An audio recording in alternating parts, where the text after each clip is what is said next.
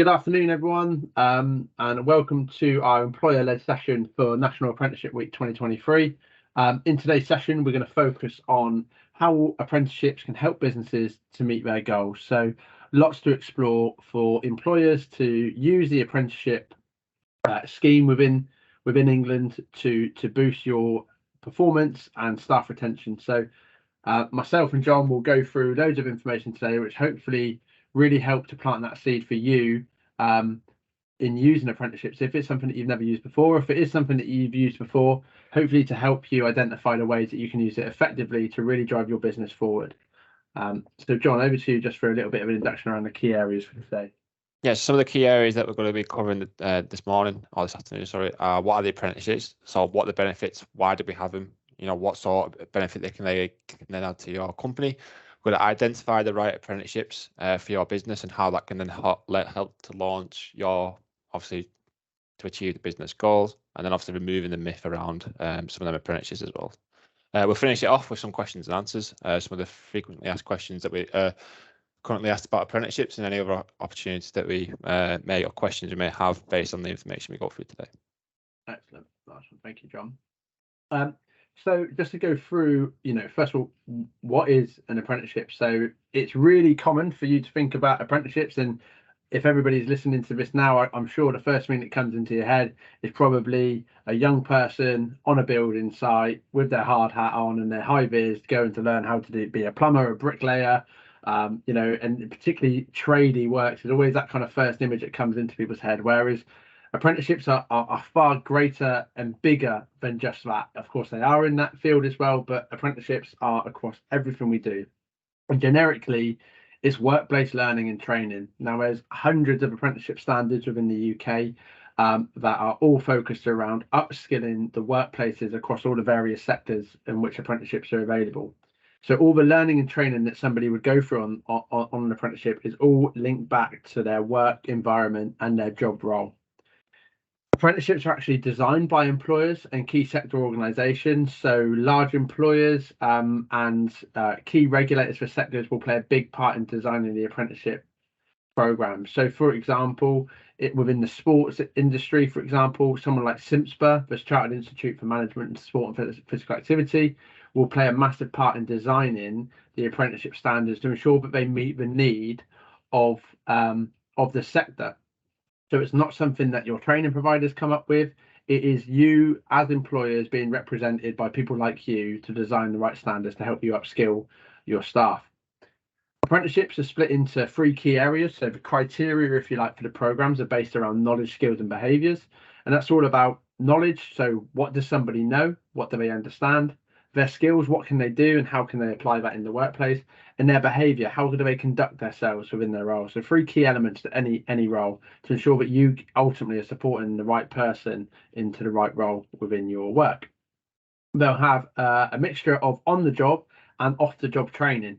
So the on-the-job will be their learning that they take part by completing that role, and that would be the most part of 80% of their role on a weekly basis is conducting the role and learning through that experience. And they'll also go through what's considered off-the-job training, which is typically 6 hours every week. If an apprenticeship is on a 30-hour or more contract, if they're on a little bit less, then it will be referred to as 20% off-the-job training. But that's something that will be very much supported by the training provider, so in this case, Education Wise Academy, hopefully, and also for yourselves and your mentors that will be within your workplace. And we'll look a little bit more into what off-the-job training will look like slightly later. I've already mentioned that mentor, so an apprenticeship should really work under the guidance of a mentor or supervisor. So in your individual businesses, think about who that person might be, who's well placed to support any apprenticeship you do have through their learning and their on-the-job experience. And ultimately, the big thing at the end, it will give them that certification or potentially even up to a degree level that signifies their mastery of that role. So it shows that they're trained and they're qualified within that particular role. So again, regardless of whether you're a plumber, a sports coach, or potentially even as high as a doctor or a teacher, apprenticeships can show that you are qualified within your job role. So hopefully that just gives you an indication to how apprenticeships work and actually what is an apprenticeship and who's it for. So yeah, John, sorry, over to you on how it can help to achieve some business goals. Yeah, so this side specifically looks at some of the benefits, especially of the apprenticeship and how it's going to directly impact you in terms of your organisation, but what they can actually bring to the company itself. So the very first point we're going to make is about apprenticeships, providing the skills, but also be dedicated to your employees. Okay, they'll be working on the job, like George has just been saying, learning all the skills and all the crafts as we go along, but also having that dedicated time with us where we can upskill them in terms of, the lifelong lessons, but also that work-life balance as well. And in terms of how that's going to look in terms of your business, it's going to allow you to grow your workforce, but also enhance the company's goals and help you to achieve them as well. In terms of that specific skills, the nice thing about kind of qualifications and the way this is going to work in terms of the apprenticeship is very holistic. So as you probably imagine, apprenticeships are constantly updating to ensure that they're up to date with the industry trends, but also making sure that they're up to date with the technologies that are out there. Unlike the traditional kind of college courses, they're very holistic, they're not very often upgraded, and realistically, especially within the sports sector, cover the whole sport. If, for example, you decide that you want to start with the apprenticeship, these are constantly updated. Like I said, they introduce new technologies, but also they'll be, upon completing that apprenticeship, they'll be ready to go within the industry as well. As well as that, it provides the business with opportunity to retain employees, as apprentices are typically more committed and loyal to the company. Again, if they start at the bottom, it's a great kind of progression for your business itself in terms of your track record of retention and retainment, but also ensuring that there's that element of CPD and development within their role as well. But also, typically, they are less expensive than traditional methods. So the methods like I just mentioned, such as your BTEC routes, maybe that you may go through in the past, or hiring them as a full-time employee, you have the perfect opportunity for them to gain additional CPD, additional qualifications, but also whilst completing that apprenticeship. And like I have said, the one of the main key elements of that is it will be up to the latest industry standards, but also the latest kind of development needs which you need for your business. Back to you, George. Yeah, no, thanks, John. I think that's a really good point in there, mate. I think particularly around, for me, keeping up with trends, I think that's a really important point that sometimes people miss is, if you're a business owner listening to this, you can sometimes get so kind of busy and wrapped up in how your business is performing and the operational tasks that need to be completed within that you can miss kind of key updates within the sector. And apprenticeships and apprenticeship standards are reviewed really regularly to ensure that your learners, your staff are getting that up to date training. And for example, with education wise, virtual reality is something that we do within some of our training to ensure that learners can learn techniques within the industry safely in a controlled environment. So we're helping those learners through the apprenticeship to keep right up to speed with that kind of common knowledge. So it's brilliant that you raised that, John. I think it's a really important point for people to take away. We mentioned earlier around the different types of apprenticeships. So what you can see on the screen now is the pathways available to you through Education Wise Academy. Now, I've mentioned this, and the brilliant thing about apprenticeships is if you wanted to become a teacher, a solicitor, an engineer, you can do this through the apprenticeship levy. And as John mentioned, it can become a really cost-effective training route for the member of staff. Now, that's a great perk, I suppose, of the apprenticeship, and it's a great recruitment tool, is to let learners know that you can actually work your way up from being a sports coach, coming in at that level 2 community activator level, and you can work your way up to a teacher standard from following these pathways. So you can give people that real longevity within their career to help them see that long pathway that they can move on.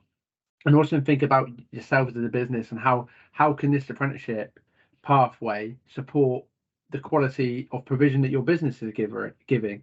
So actually taking someone from that introductory level as a coach, for example, in this case, all the way up to a teacher, the level of service that you're then providing to your stakeholders because of that is great. And ultimately, how does that help to drive the business forward in terms of the activities that you can provide to people, the services you can provide, also go up that level, and ultimately potentially can provide an additional revenue stream to the business. So utilizing the model and the pathways available to you are really important. And again, anybody from Education Wise Academy would be more than happy to talk to you and talk to your staff about the various range of apprenticeships that are on offer, all the way from level 2 right up to potentially above level 6 and beyond.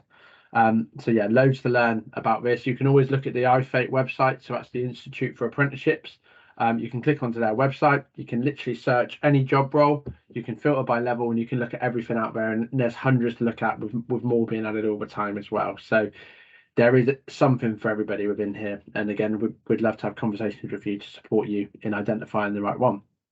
So I'm going to hand over to John, who's just going to talk to you a little bit through what a learner's journey would look like with us at Education Wise, and ultimately how we can support you as a business and also those individuals. Well, thank you very much, George. I think the kind of key element to what you just mentioned there is that support element, and us at Education Wise are very keen in terms of offering as much support as possible, one for the business, but also for the learner as well, to make sure that, first of all, we're catering for the needs of the apprenticeship, but also that individual learner as well. So in terms of you do want to come on with us in terms of Education Wise, this is the kind of pathway that a learner would follow, but also yourselves in terms of getting yourself up, in terms of helping and supporting you with the recruitment process, but also then inducting you into kind of like the apprenticeship world and making sure that everything is ready to go before we enroll any learners. So in terms of what we're looking at the marketing and account management. So that is based on obviously the operations team, and they're getting involved in sorting them kind of the key information out to help you get set up with the levy. The recruitment services as well will support with CVs, making sure that we're recruiting first of all the right learners, but also making sure that they're suitable for your business, but also for the apprenticeship that you are looking to provide them with as well. We'll then support with the initial assessments. This is where we check the basic kind of maths and English function of the learners, making sure again that they are competent within the sectors, whether they may need to resit one of them with us to upskill them whilst being on the job. But also we use a company called Cognisist, which will help to identify any additional learning needs that learner may have to inform the tutors, but also endpoint assessors where we can support them as best as possible. In order to, first of all, cater to the need of the learner, but also making sure that when we do have these assessments and we are kind of getting that learner towards the end of the program, we are also meeting their needs and giving them the best opportunity to achieve as part of that as well. It's stage 5, that's where I kind of come into it. And again, there's a whole different kind of learner journey involved in that aspect of it as well, but that's where you'll have the on-program delivery. In terms of the on-program delivery, it's catered towards individual learning plans amongst group calls. Now, a lot of them are personalised to suit your business, but also, like I've mentioned previously, the learners' needs as well. To also make sure that, like we've said in previous slides, that we are actually upskilling them learners, but also, it's meeting the needs of your current employee. In terms of obviously the sort of things that we discussed, I can speak from a sports coach point of view. So again, it's all about coaching philosophy, how then we can develop that into schools, but also how that may then change and differ depending on whether it's a half-term camp or summer camp, which that learner then goes on to. As well as that, we have every 8 to 12 weeks, we have something which is called a progress review, where we'll check in with the mentors, the business, to make sure you're happy from your side in terms of the development of the learner. But also we triangulate that with kind of the course that we're working on as well. And this is one of the kind of main information, advice and guidance that we like to give at this point, is still to make sure that, first of all, as a business, you're still happy with what we're delivering on terms of the program, but also, there is an endpoint of a career at the right aspect. And we have a lot of conversations with the learners and the employees that we currently work with at the minute to make sure that that learner and the employee is satisfied with what we're delivering, but also how can we help to shape that learner's kind of future career and promote them within your business, but also promote them within the sports sector as well, or any other sector that we currently mentioned. Following that, there is also additional CPD training. So there's additional qualifications that we offer through the program called Blossoms, which again will help with them life skills, but also the kind of induction step, the ethical part of being in business and what it's like to work as teams, and help to build that relationship to impact you as a business. So you'll get kind of both the academic side from the learner, but you'll also get that personal aspect as well. Something that we're currently working on with a lot of the apprentices is time management and the impact that can have and all the positive results that are coming from that. And the final part is in the graduation. This is hopefully the point where we can have a bit of a celebration of the learner, celebration for the business in terms of that aspect of the delivery is now complete. And following on from obviously the career guidance that we're given at point number 6, hopefully we can then start looking at next steps and maybe even potential other apprenticeships that are available to the learner, but also yourself to continue with that additional training in CPD. Back to you, George.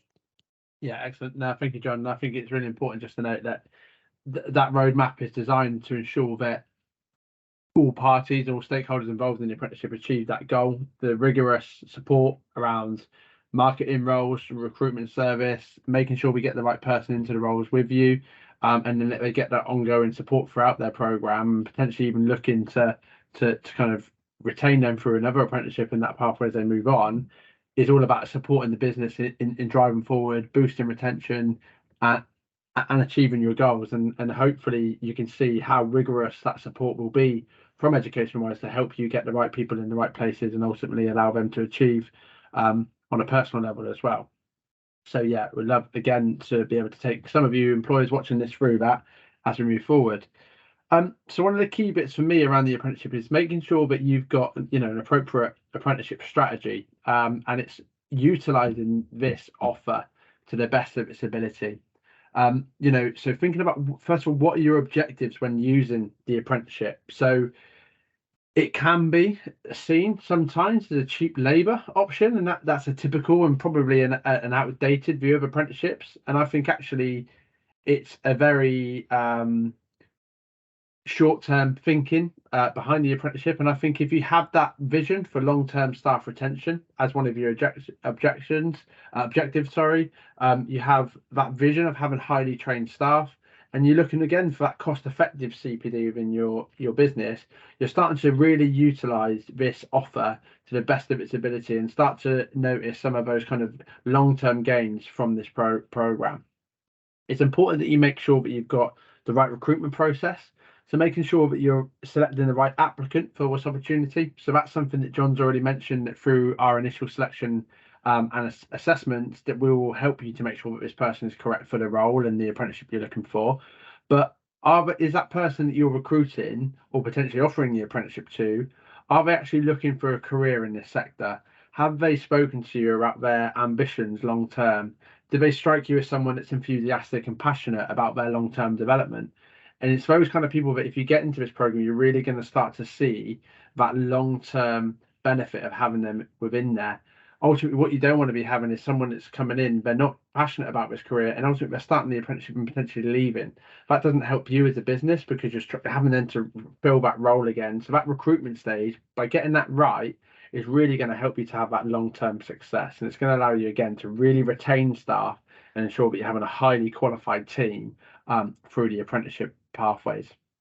And again, that pathway is really important. That structured pathway is something that I feel that employers sometimes can really struggle with, is letting people know what is their exit route, what's their next progression opportunity. If somebody's coming into the business as a level 2 or a level 3 apprenticeship, what comes next for them when they complete their apprenticeship? What role may they step into? Is there opportunity for further study? And by allowing that, hopefully what you do is you create that long-term commitment from that individual into your business by knowing that they've got the opportunity to progress, take on more responsibility, potentially earn a little bit more money, potentially even, you know, gain further qualifications, is really going to support that long-term development. So I think letting people know that early on is really important.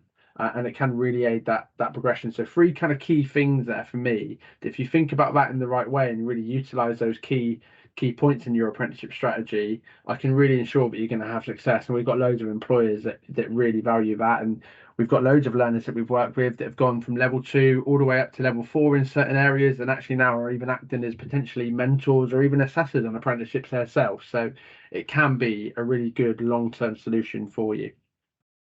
And again, just to touch on, we mentioned around offer job earlier. So again, just to paint that picture around how you can deliver the apprenticeships when you're in your role, John's just going to talk you through the diagram here, which will show you everything that an apprentice will do with us within their offer job training when they hopefully enroll in the near future. Yeah, so thank you very much, Joyce. So in terms of off-the-job training, this is the kind of core elements that we kind of focus on.